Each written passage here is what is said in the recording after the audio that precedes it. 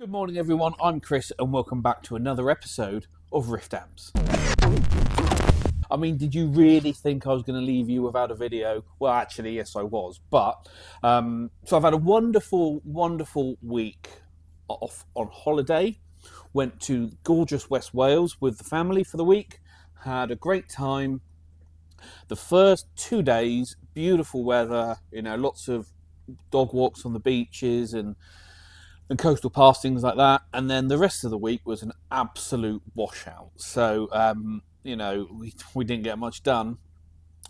I was due to travel back Saturday morning, which is now as I'm filming this. But we decided, because it was such a washout, and because there's loads of roadworks going on along the route, we decided to come back last night. Which actually was the right decision, because it's meant to be a four and a half hour drive. It took us 8 hours yesterday, and looking at the traffic this morning, it could well be a 10-hour journey back, just how bad the traffic is. There's also some farmer protests going on, so tractors everywhere on the roads, blocking the roads and things. So yeah, it's all going on. But anyway, got back, woke up this morning and thought, I'm going to pop down to the workshop, beaver away, get some stuff done, catch up on the admin, and see if I can film something for you guys. So let's see what we're getting up to this morning.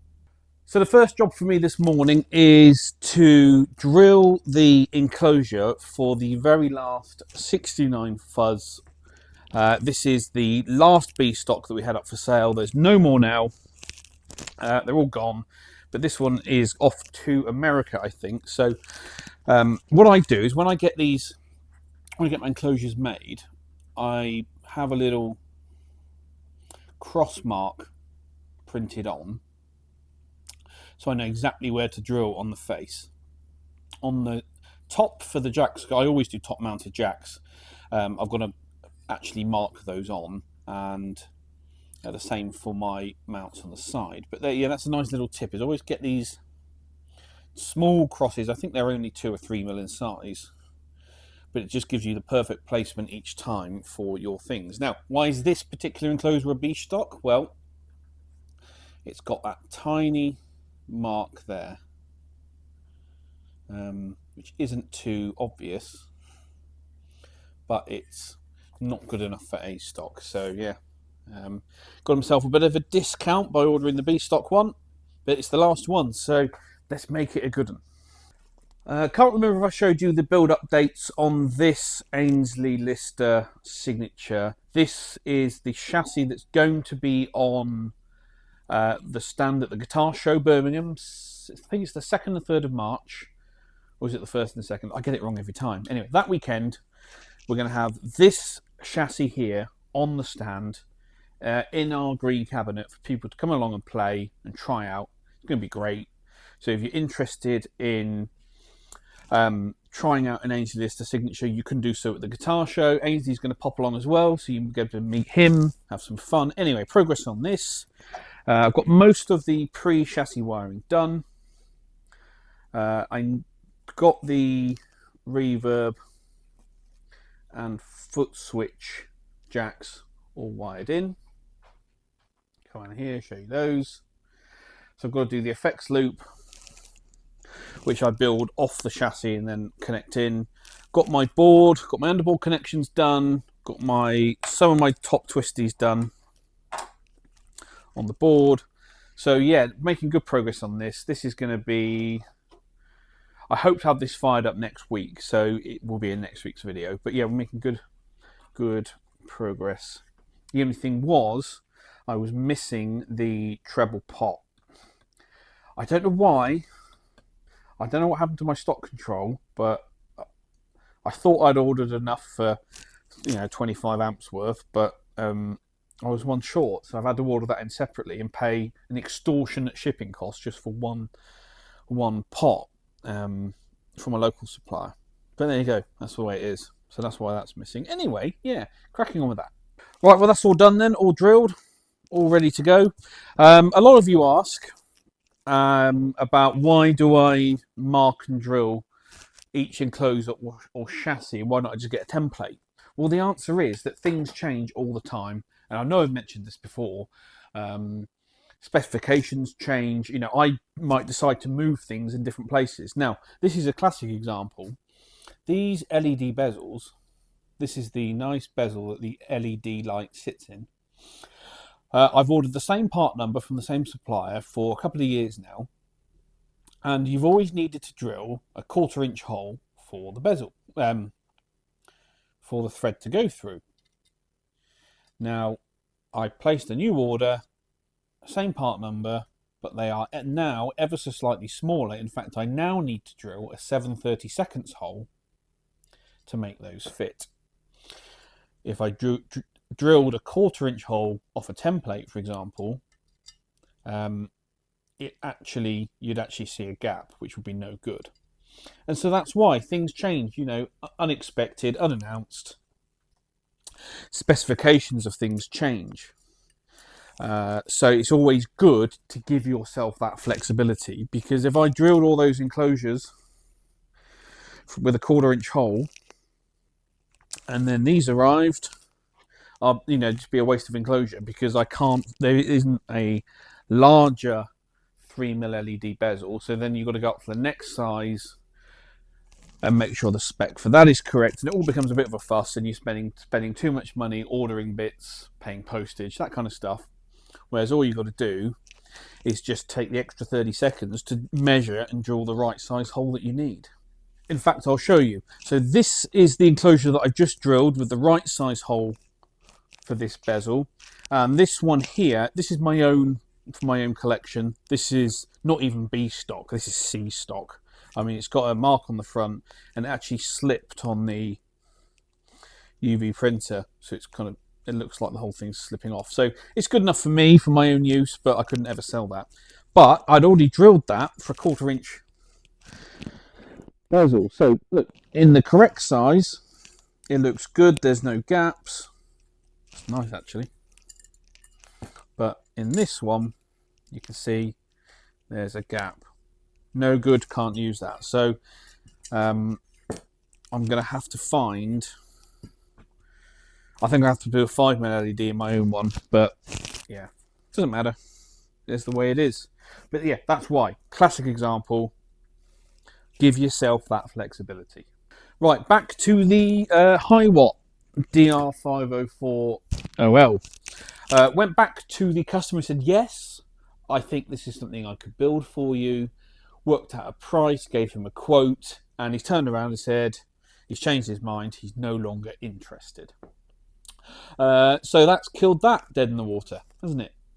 And this is not a rare occurrence, if I'm honest. This is the type of thing that happens 2 or 3 times a month, in that people come to you with a really interesting idea for a custom-built amplifier, but they expect that it's only going to cost them the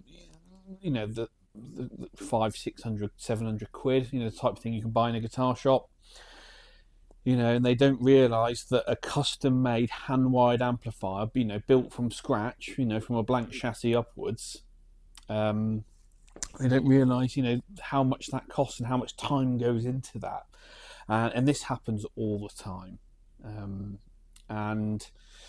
But it's, I've now got easily 2 hours into this project already, so I'm 2 hours down on labour that I won't get back. I'm 2 hours behind on the next amp build, which again, I've now got to work extra to catch up on, and I'm not going to see any return on the time that I put in on this project for this customer. Why did I have to go through all that process before I could say yes, I think it's something we could do? Well, for exactly that reason, in that I don't want to go to a customer and quote for an amplifier and say, yes, I can do it, only to run into problems further down the line, something I hadn't thought of. So you have to analyse the circuit, you have to do a layout, work out where things are going, and try and anticipate any issues that you might run into and be able to be prepared for that. And so it happens all the time. It's disappointing when it happens, but it wouldn't be very professional of me just to say yes, I can do every amplifier build that any customer ever came up with without actually doing any sort of research and prepare myself for any issues. So yeah, the Hiwatt build is dead in the water, which, you know, I was actually really. Sometimes I get inquiries about amps, and I'm not that enthused about them. I just know they're not going to be as good as the customer thinks they'll be. You know, it won't do or sound the way they really want it to. You know, there might be compromises you have to make, but sometimes something like this, you know, you're all in. I know this is going to sound great. The compact form, JTM 45 size and a small box style head, really cool idea. Get some custom wound transformers for it, probably from Modulus, and build him a really, really nice hand wide amplifier. But yeah, not going to happen. But I'll put this out to you guys. If any of you are interested in continuing this project, get in touch. You know, we'll see what we can do. I think a head like this with a 1x12 cabinet, so you're going to need a pretty high wattage speaker in there, would make a great, pub club gigging amp. Get those beautiful cleans. Make sure it takes pedals really well, tweak it that way, get the overdrive you want out of it. I think it's a really cool project. But that customer, not interested anymore. I think he almost had a heart attack when I told him the price. But I don't, you can't have custom hand wired amplifiers for Fender Blues Junior money. So there you go, lesson learned. Anyway, Hiwatt DR504OL on the back burner. And last thing before we go, this is the 120 volt North American Plexi 18 build with the Modulus transformers. It sounds excellent. I will do you some sound samples, but the cabinet will be here for this should be here on Tuesday, so I'll be able to turn that around. He's having a Celestian Gold in this rather than the WGS Green Beret that we usually put in them, so really interesting to hear how that sounds. As I said, I will do you some sound samples, but this one is almost done, ready for shipping, and it looks great. Actually, that's a good point. Somebody asked me why on the Plexi 18s do I not do the over-the-board twisties like I do on nearly every other build that I do. It's like I do on the SD board, I have all these twisties over the top. It's simply a noise thing. My preference is that the only wires underneath the board are ground wires. So if for some reason one comes loose, whether it's in a repair or a solder joint fails or something like that, you're never going to have a high voltage wire dropping down underneath the board touching the chassis. If one of those ground wires breaks free, you're not going to have any shorts going on, and it can easily be repaired from above. And these are high voltage, or basically any wires that are not ground wires. That's just the way I like to do them. However, on the Plexi 18 build, because the way it's laid out is that V1 is for channel 1, V2 is the phase inverter, and then V3 is for channel 2, the treble middle bass channel. It's a slightly different layout. Normally V3 would be the phase inverter.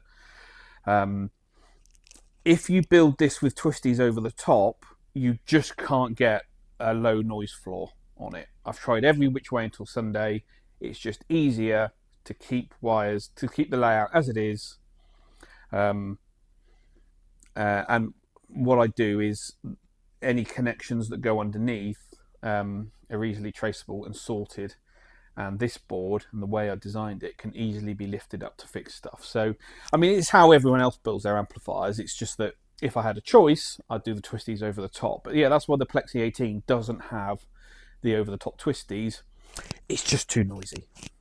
Well, that's it then, guys. Thank you very much for watching once again. I'm just going to have a quick tidy up and a sort out already. So we're back to work, back to the grind, first thing Monday morning.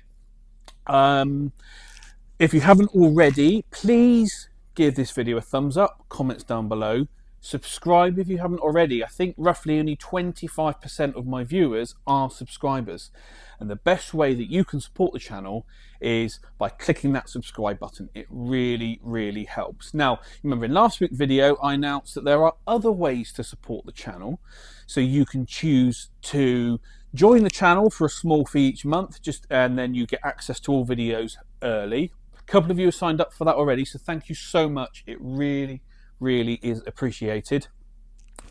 You can also do the super chat and super comment function if you want to support the channel that way. But whatever you choose to do, I'm just really, really grateful that you tune in every week and watch the content that I put out. So it just leaves me to say thank you very much for watching once again, if I haven't already said that, and I shall catch you all at the next one.